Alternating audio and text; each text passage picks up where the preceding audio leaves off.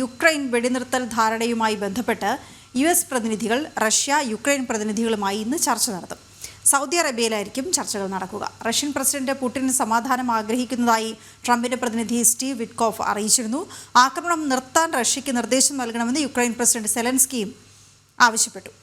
ഐസൺ ജോസ് വിവരങ്ങൾ നൽകും. ഐസൺ, വീണ്ടും സമാധാനത്തിനുള്ള ശ്രമങ്ങൾ, എന്താണ് വിവരങ്ങൾ?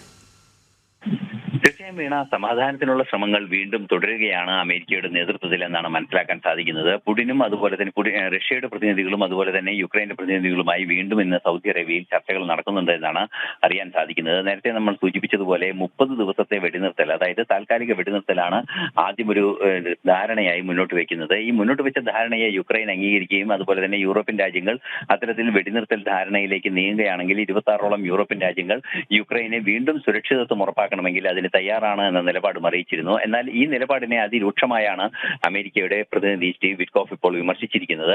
അദ്ദേഹം പറയുന്നത് ഇത്തരത്തിലുള്ള നീക്കങ്ങളുടെ അനിവാര്യത നിലവിലെ സാഹചര്യത്തിലില്ല, കാരണം പുടിൻ സമാധാനം ആഗ്രഹിക്കുന്ന ഒരു വ്യക്തി കൂടിയാണ് എന്നാണ്. ഈ ഒരു പശ്ചാത്തലം കൂടിയാണ് നിലനിൽക്കുന്നത്. എന്നാൽ ഉടൻ തന്നെ വെടിനിർത്തൽ യാഥാർത്ഥ്യമാക്കാനുള്ള നിർദ്ദേശം പുടിന് നൽകണമെന്നാണ് അമേരിക്കയോട് സെലൻസ്കി ആവശ്യപ്പെടുകയും ചെയ്യുന്നത്. നേരത്തെ നമ്മൾ സൂചിപ്പിച്ചതുപോലെ 26ഓളം യൂറോപ്യൻ രാജ്യങ്ങളുടെ പിന്തുണയോടെയുള്ള അല്ലെങ്കിൽ അവരുടെ കൺസോർഷ്യം പോലുള്ള ഒരു സംവിധാനം യുക്രൈന് സൈനിക സഹായം ഉൾപ്പെടെ നൽകാനുള്ള നീക്കങ്ങൾ നടത്തുന്നുണ്ട്. അതിനുള്ള ബജറ്റിംഗും അത്തരത്തിലുള്ള പരിപാടികളും പുരോഗമിക്കുന്ന ഒരു സാഹചര്യം കൂടി നിലനിൽക്കുന്നുണ്ട്.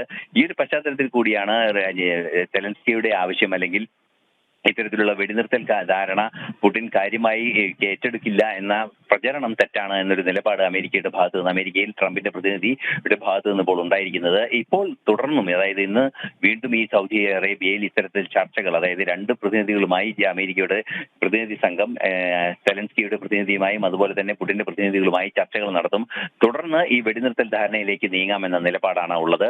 അടിസ്ഥാനപരമായ പ്രശ്നം പരിഹരിക്കണം, അതായത് ചില പ്രവിശ്യകളെല്ലാം തന്നെ നിയന്ത്രിക്കുന്നത്, അതായത് റഷ്യയോട് വിധേയത്വമുള്ള പ്രവിശ്യകൾ യുക്രൈൻ നിയന്ത്രിക്കുന്ന ഒരു സാഹചര്യമുണ്ട്. അവിടെ യുക്രൈന്റെ ഭാവിയിലെ യൂറോപ്യൻ യൂണിയൻ അംഗത്വവും അതുപോലെ തന്നെ നാറ്റോ അംഗത്വവും ഉണ്ടാകുമ്പോൾ അവരുടെ സുരക്ഷ സംബന്ധിച്ച് വ്യക്തമായ തീരുമാനം ഉണ്ടാകണം. ഒരു തീരുമാനം വ്യക്തത വരുത്തേണ്ടതുണ്ട് എന്ന നിലപാടാണ് റഷ്യക്കുള്ളത്. അക്കാര്യം തന്നെയാണ് ഇന്ന് ചർച്ചകളിൽ ഉണ്ടാവുക എന്നാണ് മനസ്സിലാക്കാൻ സാധിക്കുന്നത്.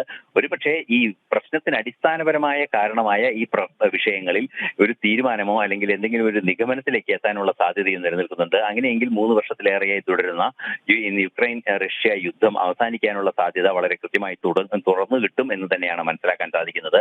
എന്നാൽ കണ്ടീഷണൽ അല്ലാത്ത വെടിനിർത്തലിന് തയ്യാറല്ലെന്ന് പുടിൻ അറിയിക്കുകയും ചെയ്തിട്ടുണ്ട്.